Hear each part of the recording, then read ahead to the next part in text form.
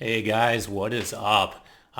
Today I want to walk you through a new build that I've created.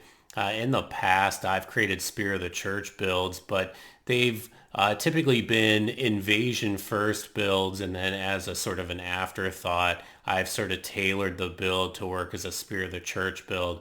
And I recently purchased the Ring City DLC for PC, so I hadn't played the DLC in quite some time, and I found myself interested in going back to being a Spear of the Church. And this time I decided, rather than tailoring an invasion already build, in other words, a build focused mostly on invasions, I wanted to start from scratch and create a build that was focused solely on Spear of the Church invasions. Of course, this build can invade aside from Spear of the Church, but I wanted the Spears of the Church to be its primary focus as a build. So let me kind of walk you through some of the decisions I had to make, some of the things that I was looking at as I came to design this build. So the first thing I'm going to do here is I'm going to remove this covenant so I don't get summoned in the course of this discussion. When you create a Spear of the Church build, you have a lot of options, and I have tried a lot of them. I've tried dark builds, I've tried physical builds, I've tried imp builds, both casters and melee. I've tried pyro builds. We'll actually talk about pyro builds in a bit. Most of my builds actually end up being pyro builds, but not to be a pyro per se, but rather simply to be a dark build. And having dark builds gives you a bit of faith, and I was able to use that for regen miracles, and I found that to be a pretty good solution. But I thought, how well would it work if I went full board and went full faith instead of a dark build? And that would give me a much wider access, or give me access to a wider array of miracles. So that's what I did.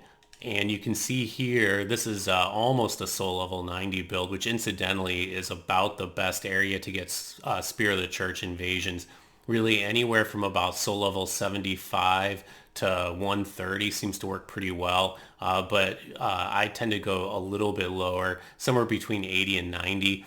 Part of the problem is that once you get closer to the meta, the weapons do so much more damage, which isn't so much bad for you, but it's actually bad for the Guardians. The crews are able to dispatch the Guardians way too quickly, and you can't use them for very much help, and that's why it's a problem. So again, soul level 90 or so is a good place to start invading, but you'll notice the two biggest things that are important to a spear build: vigor. Vigor is extremely important, and faith. And the faith is important because it's going to give us access to a lot of different healing miracles. So in the past, I would have taken faith up to 18 or so. I would have used the Filianor Chime. That would have given me access to the Filianor Chime weapon art. It would have given me access to the spells let's see, actually, let's take a look at the miracles here. So it would have given me access to medium heal, and it would have typically given me access to replenishment. And both those are okay. But the problem is the Filianor Chime, first of all, you can be stunned out of it quite easily. Though the weapon art is pretty quick to cast, which is really nice. I actually ended up not using the Filianor Chime anymore. And the reason is I had to give up the weapon art of the Filianor Chime, but what I got in exchange was the ability to use a catalyst that has poise. So I'm using a talisman, which actually needs to be upgraded, and has unfaltering prayer, which lets me cast miracles without being interrupted. Now you can still be backstabbed out of these, and we'll talk about that in a little bit. But you can't be interrupted by standard R1 spam, especially as a spear, because you typically have increased poise. So I've got 45 faith. 45 faith gives me access to soothing sunlight, which is a ridiculously powerful miracle. Soothing sunlight for me, and it does scale with your faith, it heals about 1200 HP, which is probably 80% of my health bar. A lot of these miracles actually don't scale with faith. If you hit the bare minimum, it's just as effective as if you had 60 faith. For example, Bountiful Light is a regen over time, and it regenerates, well, you won't be able to see it here because I'm at full health, but it regenerates 7 HP a tick. And I don't think that that's effective by your level of faith. So I played around with a lot of these miracles. I played around with Soothing Sunlight. Another miracle actually I played around with instead of Soothing Sunlight was actually Bountiful Sunlight. Bountiful Sunlight heals a lot of HP, though actually not nearly as much as Soothing Sunlight. but it does it over time, and it does it over a very broad area, which can actually be effective at healing the guardians that are there with you and keeping their HP up. But what I discovered is that the cast time for Bountiful Sunlight is about the same that it is for Soothing Sunlight. Soothing Sunlight gives you the HP immediately, and it gives you a lot more of it. And inexplicably, and I really don't understand why this is the case, but Bountiful Sunlight takes 2 slots and Soothing Sunlight only takes 1. So Soothing Sunlight for me was a much better choice.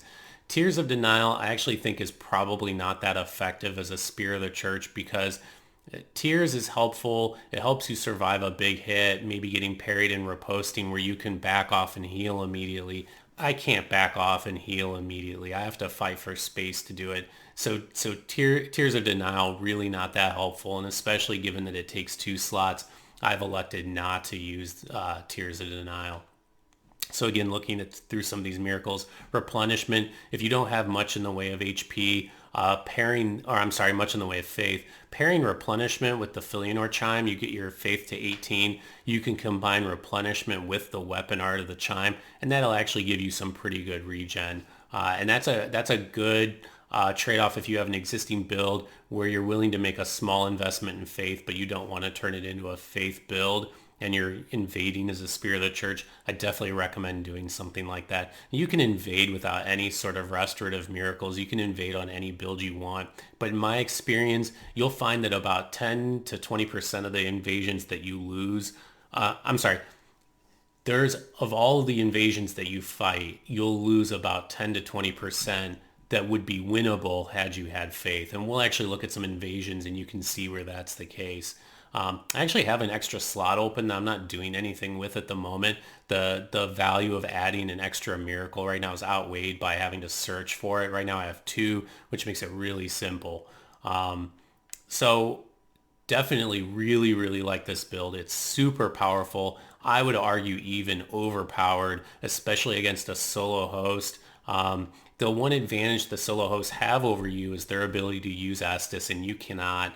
And that makes it a fairly reasonable matchup, especially against hosts that aren't PvP savvy. I mean, it's a boss fight. They should be able to beat you eventually. And as long as they manage their Estus well and they're getting in occasional hits against you, solo hosts can beat you. But when you add in healing miracles, so if you, for example, you hit a host a couple times and you read that they want to back off and heal, instead of pursuing them, you actually turn around and move in the opposite direction.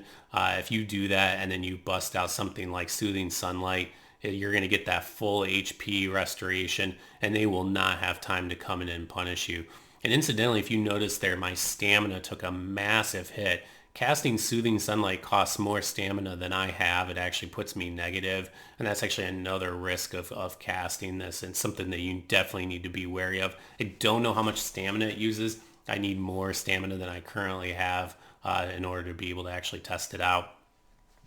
So that's the miracles. Now let's talk about the weapons. So I have played around with a lot of different weapons. I've used great swords. I've used curved great swords. I've used daggers. I've used straight swords, and I've used spears. And what I found is that a combination of a straight sword and a spear is really your go-to combo. Now on this build, I think I have a dagger equipped too for riposte. That's kind of optional. I've got the Lothric Knight straight sword on this build, which has extra crit damage, but the dagger is still definitely welcome. And incidentally, I realized I had not used the Lothric Knight straight sword in probably 6 months, because what I realized is that if you look here, the dex requirement on the Lothric Knight sword is 18, whereas I think it's like 10 on the long sword. And so it requires a huge investment in dex to be able to use the Lothric Knight sword. And up until now, it really hadn't been worth it for me on any particular build, but dex synergizes pretty well with faith. I had the extra points, so I went ahead and did it, and it reminded me of just how much I really do love this weapon. It's so good, and I would say it is probably the best single weapon to use in Spear of the Church fights. Being nimble and being quick are really important, and this prevents you from getting tied down in any lengthy weapon animations. The game gives you poise naturally, especially when you're against multiple opponents, and that's when you really care about it. So you don't need to invest a lot in big derpy weapons that are going to take a lot of time but give you hyper armor, because you have standing poise already. So it's really nothing to worry about. So what I like to do is pair the Lothric Knight Sword with a spear. This is hugely important because you will spend a lot of times a spear chasing hosts and chasing phantoms and running them down. My typical strategy as a Spear the Church is to be evasive, engage in a lot of turn and burns, and then at some point, either because of a parry, a backstab, or via some other mechanism, I get one member of the party down to low health. At that point, the chase is on, and I'm going to hound their ass until either they're able to break away and heal up full, or I'm able to put them away. And when you're chasing somebody with the Lothric Knight Straight Sword, most people are not very good at avoiding it, but even the most casual player, if they're focused on nothing other than avoiding you, can avoid your running attacks pretty easily. They're one of the best running attacks in the game, but they're not good enough to catch people that are simply trying to reaction roll your straight sword. So what I find is when I'm chasing somebody down, I switch over here, and then it's very easy to chase people down, and people have a much harder time reaction rolling this. Plus, given the reach that you have, some players won't actually turn the camera over their shoulder like I'm doing right now to see what you're doing. And you can be far enough behind them that if they're not doing that, they actually can't see what you're doing, and they can't actually reaction roll a spear. On top of this, you get the orbs that get cast on top of you, and those are quite literally impossible to reaction roll, especially at close distances. And so the threat of those, plus the threat of the running attack on this, is an awesome finisher. And I will occasionally hard swap this out to like the mace, especially if I'm up against like a ring knight paired greatsword user or something where I want perseverance. But by default, the weapon I keep here is the Saint's Bident. It doesn't have to be this one, obviously. It could be any spear. This one just happens to have terrific reach, and it does a lot of damage, though it is a little bit heavier, so that's certainly a factor to consider. Thanks for watching this, and I'm going to go ahead and show you some invasions that I've had and show you how this build works in practice. So this first series of fights is actually against the same player, and this is actually a pattern that comes up all the time where host and his party, or just a host, come in, you defeat them, and then like a minute or two later you get summoned again, and it's for the same party. This guy isn't very good, unfortunately for him. And in the past, when I used to do Spear of the Church invasions maybe 8 months ago, in situations like this, a lot of times I'd actually allow the host to kill the Guardian first before I fought him. But for a variety of reasons, I just decided that's really not the right approach. I need to give these guys kind of the full Spear of the Church experience. I'm able to defeat him there pretty quickly. And you'll see here, we have yet another fight with him. This is quite literally just minutes later I got summoned. Usually my pattern here is the very first thing I do is I look to see how many opponents there are, and then I look to see what kind of shape the other Guardian is. If it's a party of 3 or 4, that first Guardian is most likely toast, and there's nothing that I can do about it.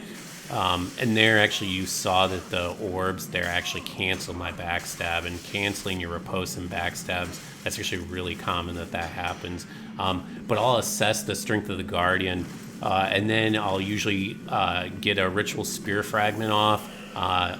It's actually divine now, but for a lot of these videos it wasn't yet divine. And then I'll go and cast Bountiful Light, so I have regen working already as I start fighting. This guy's obviously going for a number of very transparent parry attempts.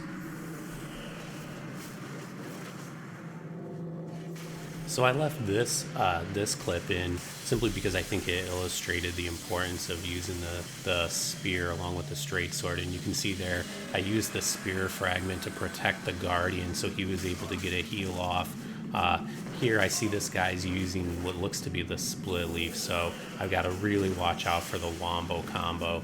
So the key is to avoid getting hit by that opening R1 and trading with him. So I'm being very cautious here, as you can see. So pretty quickly I get him down to low health.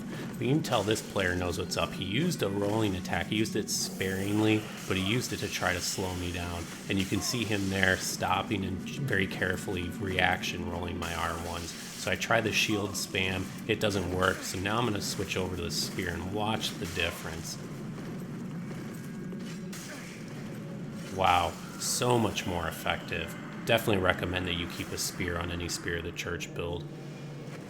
So the player to the right here is actually a friend of mine that I met online. He's a very good player, and he was actually helping randoms this particular evening, which was really annoying for me because I probably win about 95% of my Spear invasions, but of the 3 invasions where he was part of the party, I only won one of the 3, and this is actually the one right here.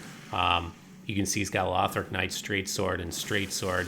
Just a really good player, and was able to really turn a lot of these fights around and prevent me from winning. And there, I think he probably just forgot about my extra poise and forgot that a single R1 wasn't going to interrupt me and prevent me from finishing off the Phantom there. So this invasion starts with a colossal blunder. The Sunbro sort of teleported around me. I wasn't expecting him there, and he and the host just really pile on, and so I'm in trouble here. So I have to go for the Spear Fragment here to try to protect the Guardian, because I really need him here to heal me. Fortunately, he's able to get 1 heal off. I'm at roughly half health now, and the Sunbro's in trouble, so now I'm just going to start trying to run and chase him down.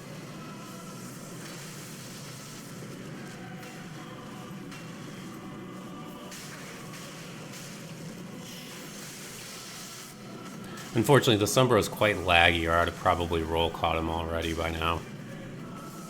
Because the host, because both of these guys have big hyper armor weapons, they really can't put me under pressure, so the host is pretty powerless to stop me while I'm chasing his Sunbro down. If the Sunbro had instead kind of stuck around the host and used him for protection, he might have been okay.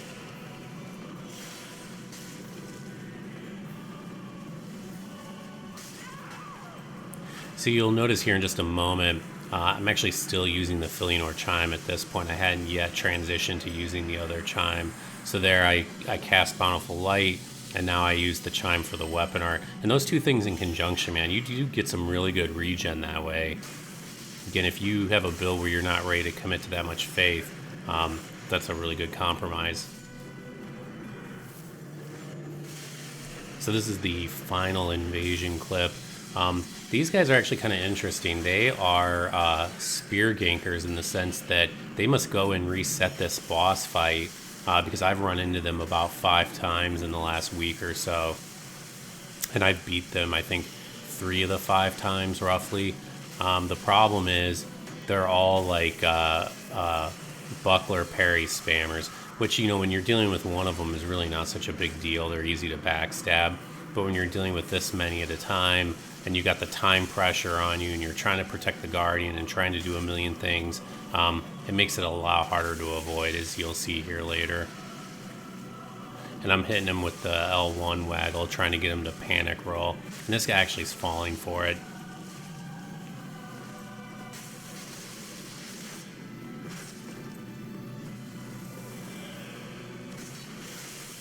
I was out of stamina there, so I chose to give up the chase and let my stamina recharge.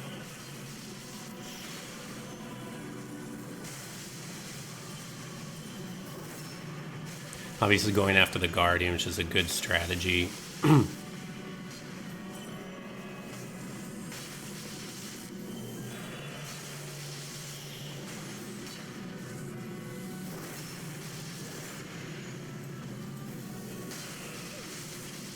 I'm trying to balance my attention to both of these players and try not to let either player kind of set up on the Church Guardian. And obviously I want to keep the Church Guardian alive if I can, but at this point I'm having quite a bit of trouble keeping my health up. So here I see they're both going after the Guardian, so I make the decision to cast Soothing Sunlight, knowing full well that by doing so I may be consigning the Guardian to death. And at first it looks like he has died, but then I realize no, he's still in this. And finally I get the read and I'm able to punish it with a backstab.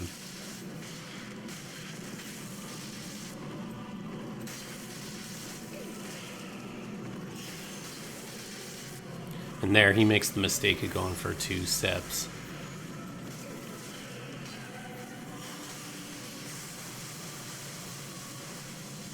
And unfortunately, I think that running attack was probably a little too predictable.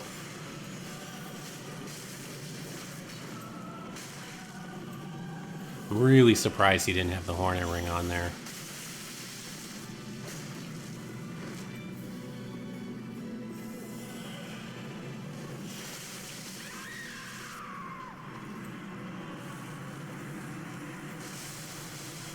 So at this point now, given that it was a 3v1, I have so much poise and defense and extra FP. The host here, there's really not much he can do.